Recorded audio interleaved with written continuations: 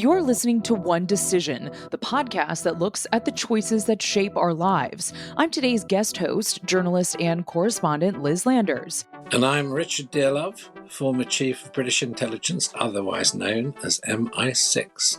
Each week, we explore some of the biggest choices and issues that have global impact.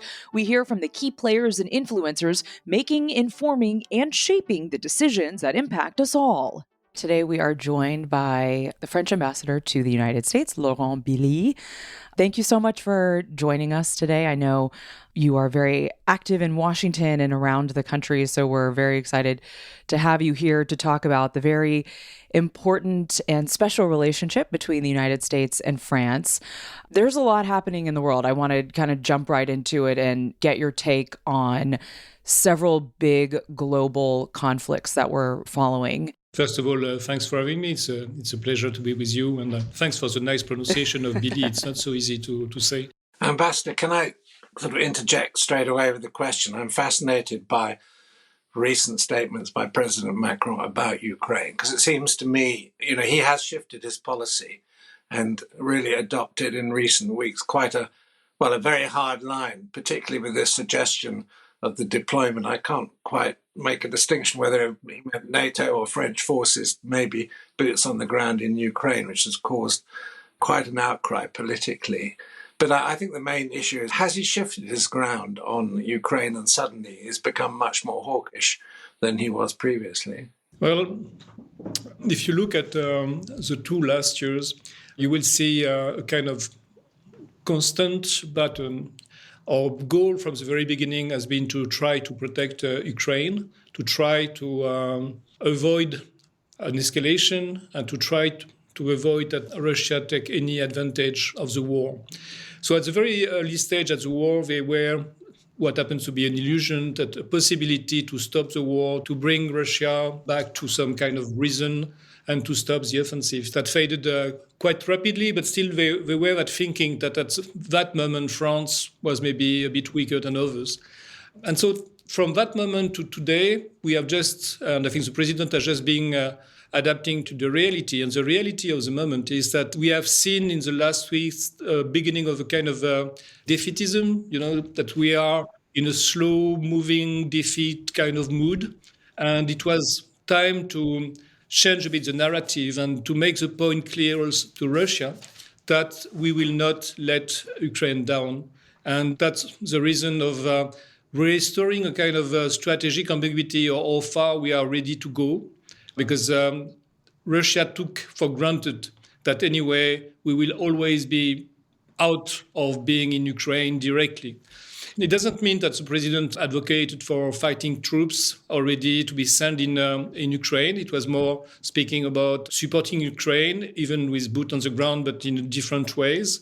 But still, it was that kind of message that it was time to change a bit the narrative at the moment, especially while we are in the US. You know that the discussion at the Congress are difficult, and that we shouldn't let this internal discussion overshadow the reality of also of a huge support from Europe to Ukraine. Mr. Ambassador, I definitely want to talk about Congress and sort of the standstill that we've been at here in the United States over that funding. But just another follow-up question on those comments from Macron. What was the reaction from the diplomatic community here in Washington? Did you get a lot of calls that day? Did State Department officials reach out to you? Did some of your European counterparts here based in Washington, D.C. reach out to you? Well, it was, of course, a very interesting moment because, as you know, for diplomats, if everything is too simple, it's not really interesting. That's a moment where you need to explain also, because it was a kind of short sentence that provoked a lot of comments. So the overall message about supporting Ukraine is massively supported. The leadership that France taken on that moment to try to change the narrative that I was mentioning has been I would say, applaud. That particular point on the boot on the ground was a bit more sensitive. I think there were two kinds of fear that we have to dissipate. One was a way to create some distance between Europe and the US, with the US having a very tough position on the issue. And that there were also a fear that that declaration will be used in domestic politics to criticize the administration and President Biden. And that was really not our point. And I think we made that clear. And I think in a way, putting more emphasis on Ukraine in these days have been also contributing to put more focus on what was going on in the Congress. And in that sense, it was also welcome quite largely in some sectors, let's say, of the administration. And for our allies, we have some allies that are really supportive without restrictions, some that were more concerned that we may have that expression of division between European members, between Europe and the United States. Would France be inclined to support Stoltenberg's initiative to have a NATO fund, which, as it were, would insulate funding Ukraine from, let's say, a Trump default? So you would have 100 billion, I think was the figure mentioned by Stoltenberg, which all the NATO members would contribute according to their GDP. And, obviously France, UK and Germany would be very near the top of it. I think it's a nice effort to also try to change the narrative. And in that sense, it's something that I would say, personally, I will welcome as a way to think about the support to Ukraine. But at the end of the day, as you mentioned, there is no NATO money. There is a US contribution, Europe contribution. It's no money coming from nowhere. So if you consider that Europe has been spending already more than 100 billion, that has already committed 50 billion plus for the next years, and on top of that, that there is also new funding that has been announced nationally by France, Germany, Denmark, and many European countries. I don't see exactly where these 100 billions come from. Is that the one we have been given, the one we have been committed, or is it something completely new? So that's kind of thing that are not really clear. But let's say that, again, the real issue is what are we doing nationally? What are our efforts? I wouldn't like that to be a distraction to the real debate that we have nationally of what we are doing. The EU member states right now, as you mentioned, have given more money to Ukraine overall than the United States, but the US has given more money for military aid, whereas the EU members have given more for financial rebuilding and also for humanitarian aid in Ukraine. Do you think that the EU should shift some of those priorities? And I guess I also ask because the United States here has been at a standstill with congressional approval of additional aid for Ukraine. President Zelensky of Ukraine is begging the United States for more military aid at this point. Could the EU fill that gap potentially? Well, I think these two kinds of fundings are somehow equally important because it's also very important to have a functioning state in Ukraine. So EU has been paying the bill of the military, of the civil servants, and keep the country somehow on its feet. At the same time, to be honest, I would like to be able to say that Europe is able to match the support of the military from the US, but that's not the reality. The reality is that we have been harvesting the dividend of peace for the last 30 years, that in the last 2 years we have been changing, we are reinvesting in our military, in our defense, we are spending for France, Germany, the famous 2% of GDP toward defense as requested by NATO, but we are not yet in a capability to match the US support. We need to boost our defense industry to be able to do that. At the same time, I think it's important for people listening to us to see the difference of situation where we are. When Europeans are supporting Ukraine, they are allowing also Ukraine to purchase some defense equipment to the US. Europeans are reinvesting in their defense. They are buying defense equipment from the US. And when we are diverting our energy consumption from Russia, we are basically buying GNL from the United States. So the cost of supporting the war for the European is much more heavier than it is for the US. And I think it's something that has also been to be taken into account. Ambassador, can I just interject a question? You may be aware I'm being a big critic of European defence policy because I do think ultimately, it would be competitive with NATO. But the one area where it seems to me the EU and the European nations in particular could make a fantastic difference, because it's what they're really good at, it's by coordinating European armaments production at the level of Brussels and, building that support across Europe to supply Ukraine. And in fact, with PESCO, you've got at least, the sort of institutional strength that exists in Brussels to do that very quickly. Is France prepared to sort of push that initiative? Because, France has a very strong manufacturing tradition in the armaments field. I mean, Macron could really lead that initiative in Europe. Well, in the first 20 years of my career, I will say that we may have had ambiguity about the relation between NATO and EU because we were so concerned about the development of the EU, the political nature of the EU, that we wanted to protect a bit that small identity to grow before to really play the role of coordination with NATO. Today, it's quite interesting, especially for me, so after these 30 years, that I see that in NATO, that's France advocating for the reinforcement of EU-NATO relation, while some other partners, also their circumstantial changes, you will understand what I'm referring to, are more sometimes cautious about that relation. On your point on defense capabilities, and these 2 last years have really changed the nature of the EU.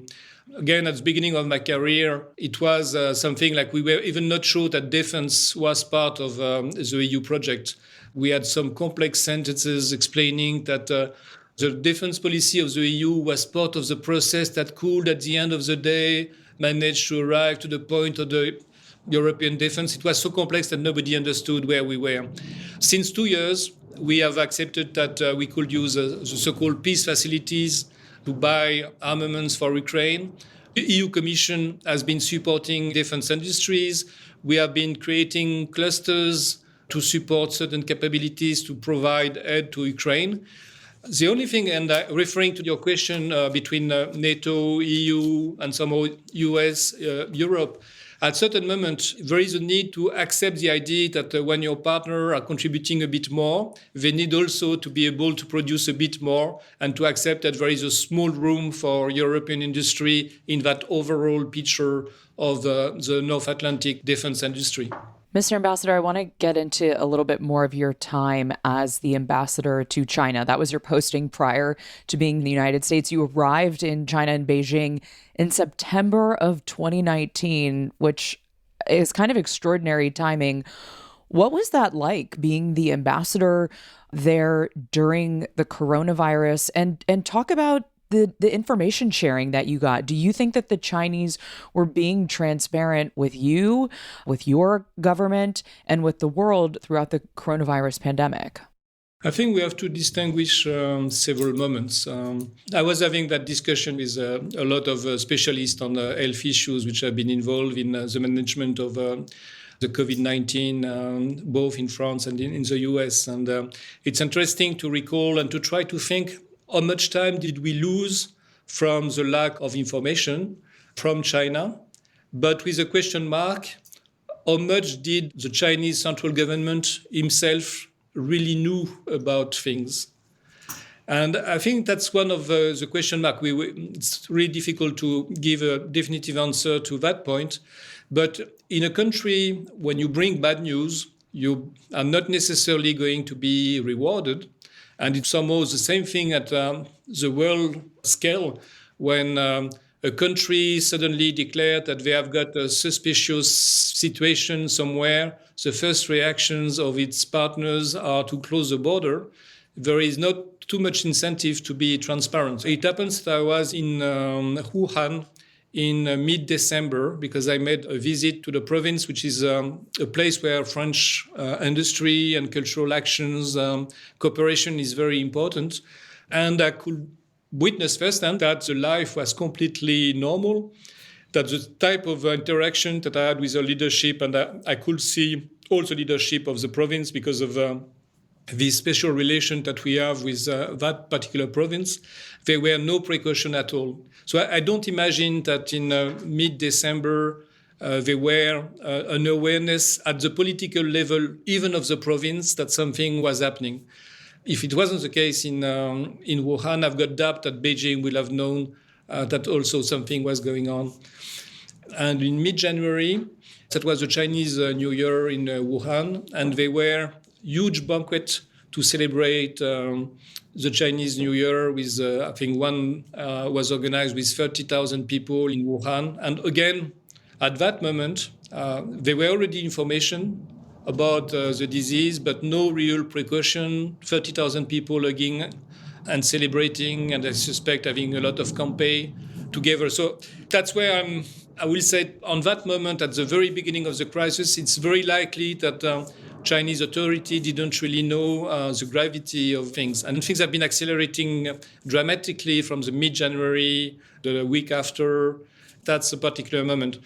On that period, about the transparency and the gravity of what was happening in Wuhan, it's pretty sure that we don't have and we won't have a clear view of what really happens and the level of casualty. We know that it was much more. You think ever? I think that's the kind of thing that you will make an assessment through comparison of what should be the demography and what has been observed. And so you will observe on statistics that there is something wrong, and you may measure as an evaluation of what went wrong. On that moment, that's where I think they were trying to reassure, and their message were also very interesting because that was the moment where they say, well, we should apply WHO recommendation. You should continue to come to China. Planes should be flying.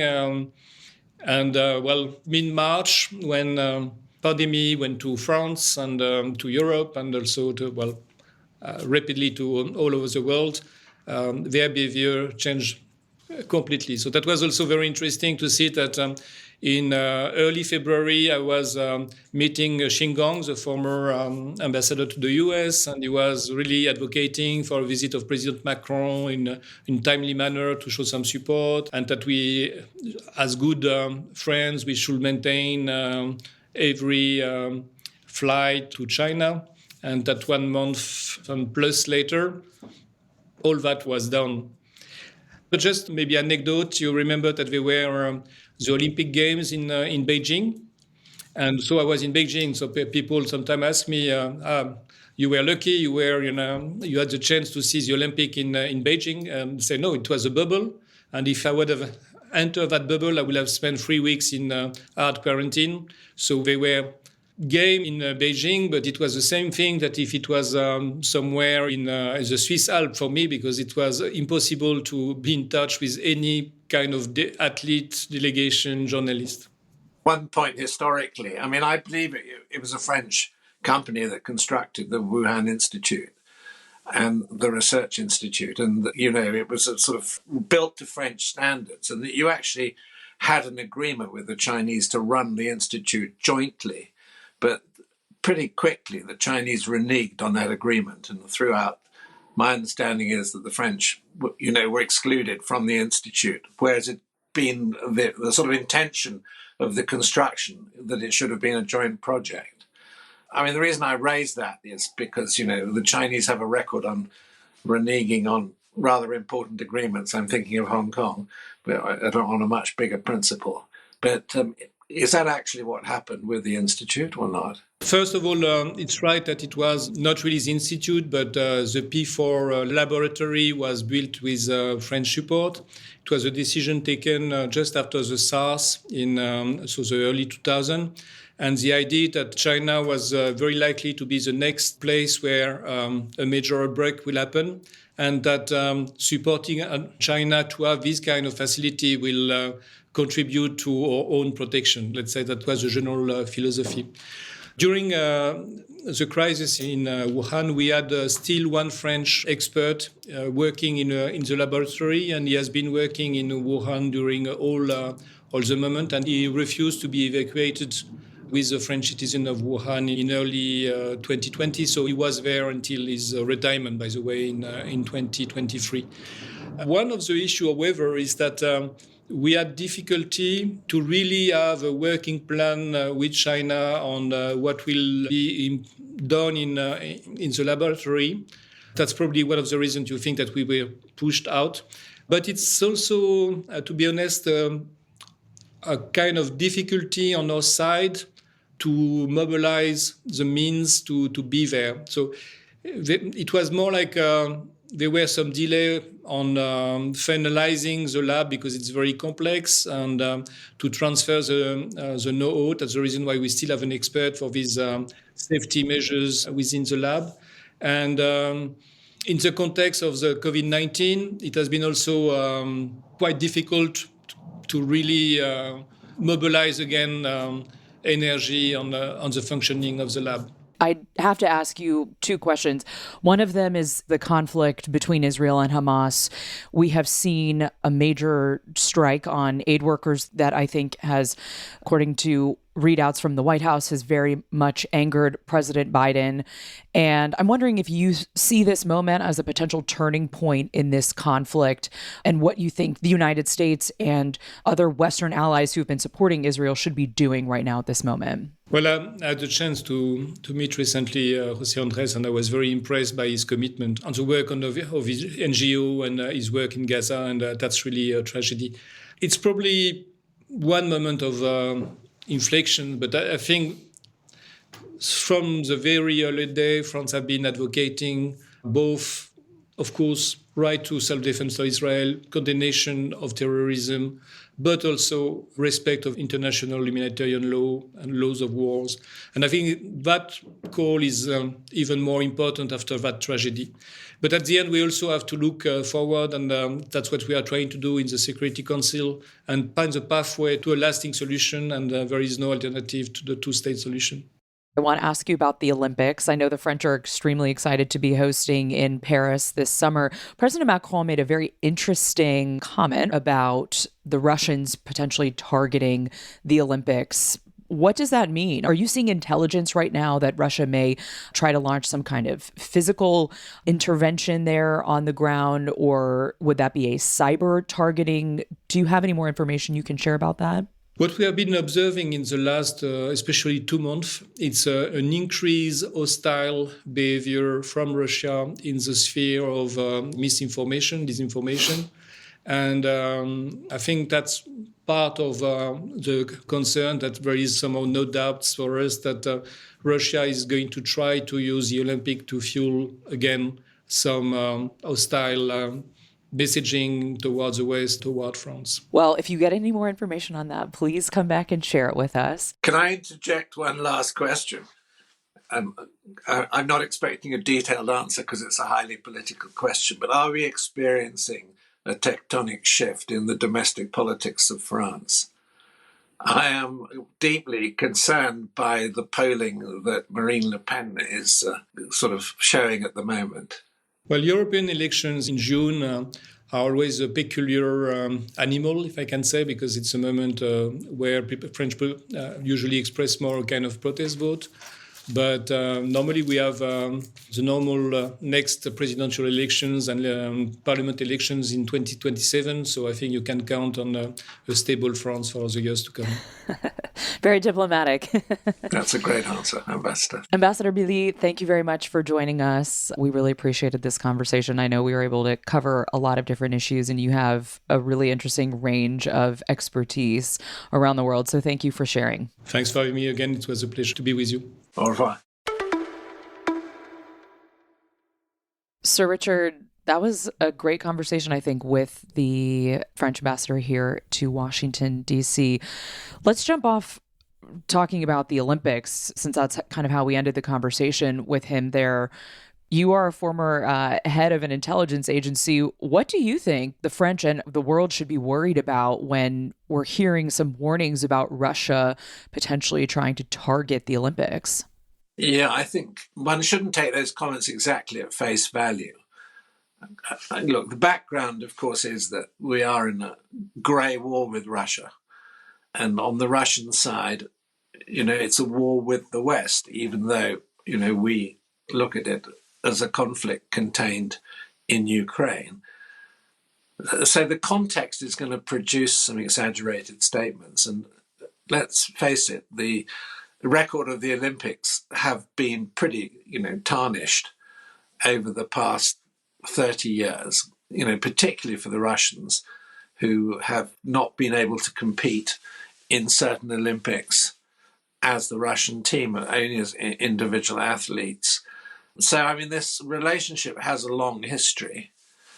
In the build-up to the Games, I'm sure that there will be some, exaggerated statements made politically. And of course, the other issue about the Games that the French will be worried about is the security when it comes to terrorism, because it will be such a high-profile event. And we all know there have been some dreadful incidents in Paris, and the recent incident in Russia doesn't sort of fill one with confidence that this problem's gone away.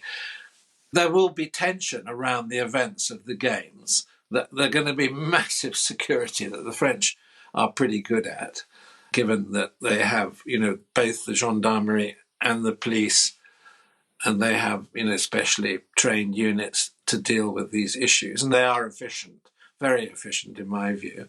But that doesn't mean, they can completely mitigate the risk. And I don't think that the Russians are going to do more than make some outlandish statements, because they won't want to be seen as ruining the Olympics, bearing in mind that a lot of their allies and friends will be participating in this prestige sporting event, which has a massive political dimension as well. But recently there was this extraordinary conversation reported in the press. I think it was between Russia's defense minister and Macron, in which he started making threats over the phone to Macron. So, the Russians must be pretty fed up at the moment, because they've always regarded France as a political maverick in Europe, given France's relationship with NATO and the history of France's relationship with NATO, being technically outside of NATO for some time, having its own independent nuclear deterrent, which has this tout azimut rationale behind it. So suddenly to have the French going really hard on Ukraine must have been a bit of a shock in Moscow, because they would have seen France as not necessarily soft edge, but perhaps a little more of a country with whom they could dialogue than whom they would have an absolute confrontation. And suddenly Macron's switched the issue. Let's talk some about the Ukraine and Russia war, because we talked a lot with him about that, about defense spending on that. I think the thing that stuck out to me most about it was his continuation, I guess, and agreement with Macron's statement that this is an existential threat to both France and Europe. And basically how many times the ambassador said that this has changed Europe, that this conflict has changed how the EU is coalescing around their defense industry. Well, you sort of indicated this, but talk a little bit more, I guess, about Macron and how you see his approach to this war and conflict changing in the last year. It's a huge change of position by Macron, which the ambassador sort of didn't admit to.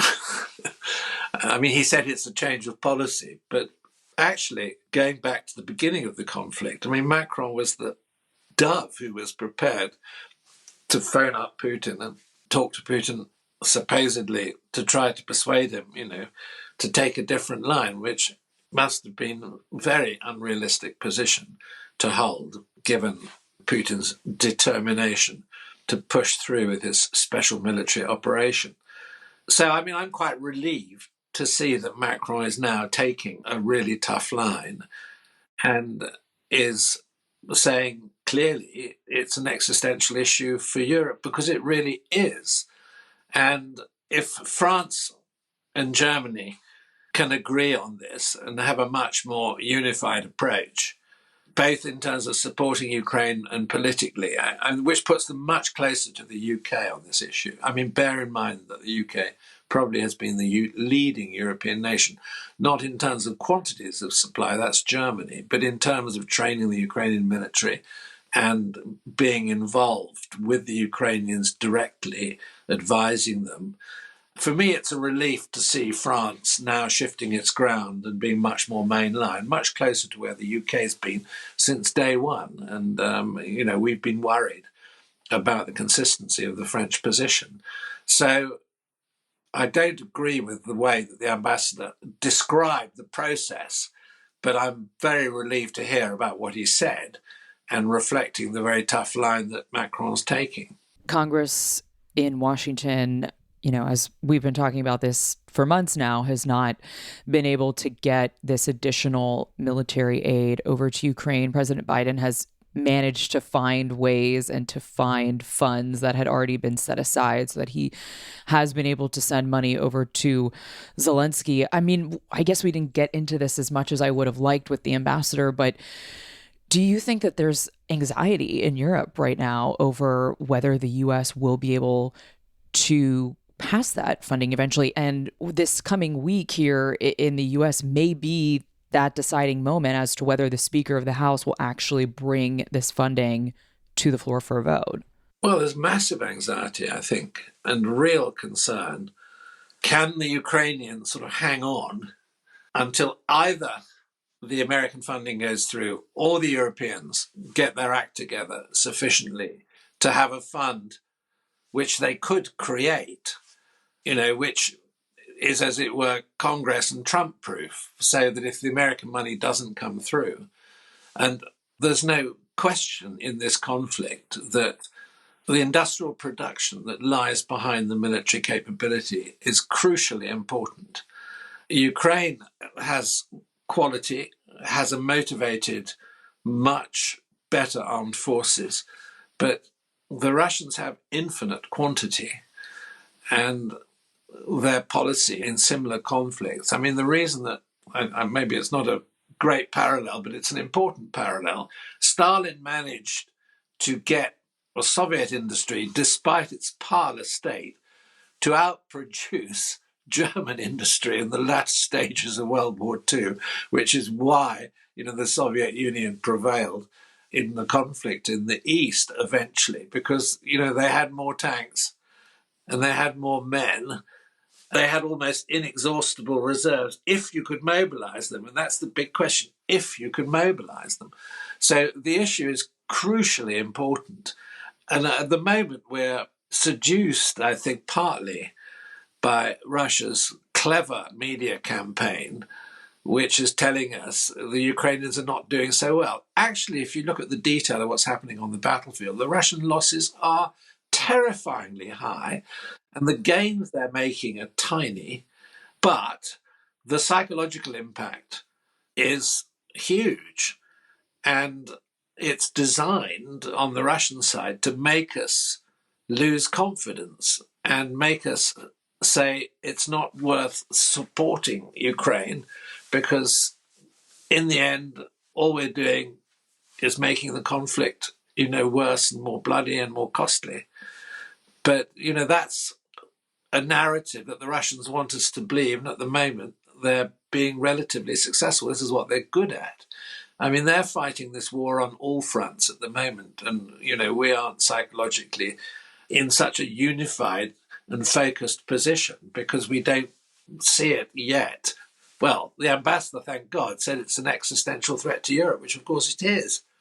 But people need to be persuaded of that, and that Macron is now advocating that line is, in my view, a big plus because, whether you like Macron or not, he is an influential voice. That's it for this episode of One Decision. We drop new episodes every Thursday, so like and subscribe so you never miss an episode. Drop us a line and tell us your thoughts and what decisions have impacted you where you live. You can write to us. Our email is onedecision@onedecisionpodcast.com. From me and the team, thanks for listening. See you next time.